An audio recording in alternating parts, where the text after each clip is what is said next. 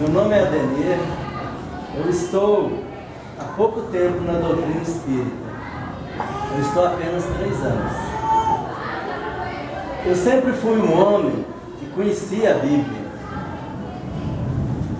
mas eu não conseguia acreditar. Eu não conseguia acreditar na Bíblia, por quê? Porque eu era muito materialista. Quando eu conheci a doutrina espírita, eu descobri que existe uma parte científica na doutrina espírita para explicar uma religião chamada Jesus. Então eu vim a ter fé nas palavras de Jesus, a fé em Deus e em Jesus, a partir do momento que a ciência da doutrina espírita explicou para mim o que é a justiça divina. Explicou para mim que a justiça de Deus age na nossa vida através de leis naturais, tá certo? Então eu fui convidado para vir falar com os senhores sobre a caridade no pensamento. Eu estou fazendo essa introdução para dizer o seguinte, que o Cristo nos ensinou que nós devemos amar a Deus, ao próximo, como a nós mesmos. O princípio de tudo é a gente amar a nós mesmos. Porque se a gente não nos amarmos, nós não temos como amar o nosso próximo, muito menos como amar a Deus. Então o que é a caridade? A caridade é um instrumento que nos permite nos amar através do benefício do nosso próximo. Então, quando nós praticamos a caridade, na realidade, o principal beneficiário da caridade somos nós mesmos. Tá certo? Então, para quem estuda a doutrina espírita, para quem estuda a justiça divina através da doutrina espírita, vai entender perfeitamente. Porque até o aparecimento da doutrina espírita, nós éramos motivados a acreditar em Deus, em sua justiça, por acreditar. A partir do momento que o Allan Kardec trouxe para nós a codificação da doutrina espírita, nós não precisamos acreditar por acreditar, nós temos que acreditar porque existe na doutrina espírita explicações que nos convencem, tá certo?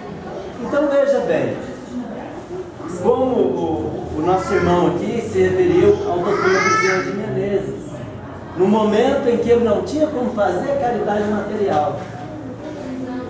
Se alguém necessitava e ele transmitiu um abraço, então veja bem, qual a caridade que nós podemos fazer pelo pensamento? A caridade através das orações, a oração aos espíritos sofredores, encarnados e desencarnados. Um bom pensamento com relação a uma pessoa, né? Então veja bem, como nós sabemos, através da doutrina espírita, que tudo que a gente deseja para o próximo retorna para nós, tudo que nós fazemos, na realidade nós fazemos para nós mesmos. Ainda ontem, convidado pelo seu coronel Alencar, nós estivemos lá na penitenciária. Para minha surpresa, muitos reeducandos lá estavam ávidos pela palavra de Deus através da doutrina espírita. Então veja bem, aquelas pessoas que estão ali sentenciadas, elas estão ali porque mataram alguém, furtaram alguém, porque praticaram algum ato ruim. Mas vem cá, quem é que está pagando por isso? Aquelas pessoas ali. Ah, mas eu não vou fazer, eu não vou cometer um crime para mim não ir preso. Olha, a justiça humana, ela é muito pequena diante da justiça de Deus. A justiça de Deus nunca vai cobrar mais nem menos. Ela cobra na medida certa. Tá certo? Então qualquer um pode praticar um crime e se esquivar da justiça dos homens. Mas a justiça de Deus é implacável. Ah, mas a pessoa morreu cedo e não teve tempo de pagar com o seu débito. Não tem problema. ele vai estar sofrendo lá no mundo espiritual. E quando ele reencarnar, ele vai trazer esse bem. Lá no Obreiros do Caminho, existe uma camiseta que muitos usam, escrita assim: sou herdeiro de mim mesmo. E é uma verdade. Porque se a gente acha que errou demais e não tem condição de reparar todos esses erros nessa encarnação, não tem problema. Você está moldando a sua próxima vida na próxima reencarnação. Porque nós vamos voltar. Isso é líquido e certo. Tá certo? Então veja bem, já que o Cristo nos disse para amar a Deus, para amar o próximo, e a doutrina espírita está nos explicando que para a gente amar a Deus e ao próximo, a gente tem que aprender a amar a si próprio.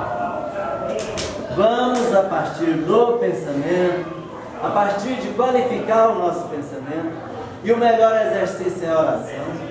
Vamos orar bastante, gente. Todo tanto que a gente ocupar o nosso tempo com a oração, porque através da oração a gente está reconhecendo as nossas faltas, as nossas falhas. A gente está reconhecendo onde é que nós temos que crescer no nosso espírito para atingir a bondade, para atingir o exemplo que o Cristo nos deixou. Certo? Então, meu recadinho é apenas esse, meus irmãos. Vamos qualificar o nosso pensamento pela oração. Vamos orar para os nossos irmãos, encarnados e desencarnados, sofredores, certo? E vamos desejar sempre o bem. Se alguém nos faz ou nos dirige uma palavra ofensiva, vamos perdoar, né? Vamos retribuir esse ato com pensamento: oh Senhor, ilumine os passos daquela pessoa. Aquela pessoa também, ela é uma pessoa boa em natureza. Por quê? Porque é o meu irmão que também é filho de Deus. Tá certo? Então, se todos nós somos filhos de Deus, todos nós temos uma natureza boa. E nós erramos por ignorância. Tá certo? E nós erramos por desconhecermos o caminho. O caminho que Jesus disse: eu sou o caminho. Quando Jesus disse que é o caminho, o que ele quer dizer para nós? Ele quer dizer que quando nós assimilarmos a conduta de Jesus, de perdoar, de amar o próximo, certo? Então nós estaremos no caminho que leva a Deus. Esse é o meu recado. Agradeço a todos vocês por terem me ouvido.